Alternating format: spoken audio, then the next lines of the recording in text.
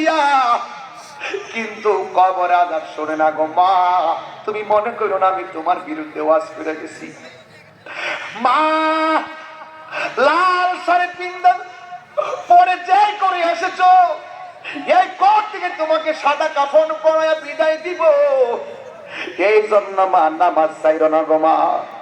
এই জন্য আমার নবী আপনার নবী বলেন, বেনামাজির কবরের শাস্তি হবে ভয়ঙ্কর।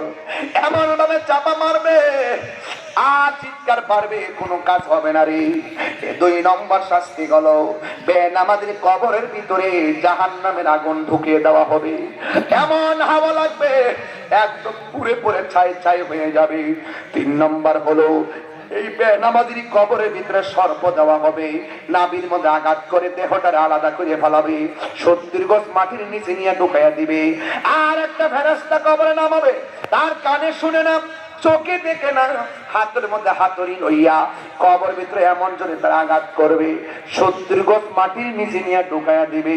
এবার ইন মিন টাইমে তার কবরে আযাব চলবে। 2 নম্বর হলো যারা নেককার হবে, 3টা প্রশ্ন করা হবে। 3টা প্রশ্নের উত্তর দিতে পারলেই তারে দেখাইবে, সামনে তাকায় দেখো কি দেখা যায়।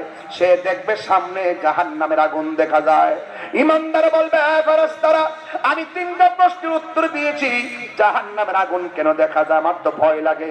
ফেরেশতারা বলবে, তুমি যদি উত্তর দিতে না পারতা, তোমার আমলনামায় এই জাহান্নাম ছিল, তোমার তাকদীরের মধ্যে জাহান্নাম ছিল, তুমি উত্তর দিতে পেরেছো, এই জন্য আল্লাহ রাব্বুল আলামিন তোমার জন্য জান্নাত থেকে গালিচা পাঠিয়ে দিছি। ওই গালিচার মধ্যে শুয়ে যাবে। ডান কাত যখন হবে তখন তাকে দেখবে একটা আলো দেখা যায়। এবার মুর্দার ওই বেচারা ডাক দিয়ে বলবে, আলো আমার ডানে মাটি বামে মাটি সামনে মাটি নিচে মাটি, তুমি কোথায় থেকে আমার কবরে আলো দিতে এসেছো? ওই মুহূর্তে ওই আলোর জবান খুলে যাবে, ডাক দিয়ে বলবে, হে আল্লাহর বান্দা, আমি দুনিয়ার কোনো কৃত্রিম আলো নয়, আমি দুনিয়ার কোনো প্রাকৃতিক আলো নয়, আমি দুনিয়ার অন্য কোনো আলো নয়, আমার আল্লাহ আমাকে আলো বানায় পাঠাইছে। তুমি জানো নি আমি কেডা? আমি হইলাম তোমার দুনিয়ার নেক আমল।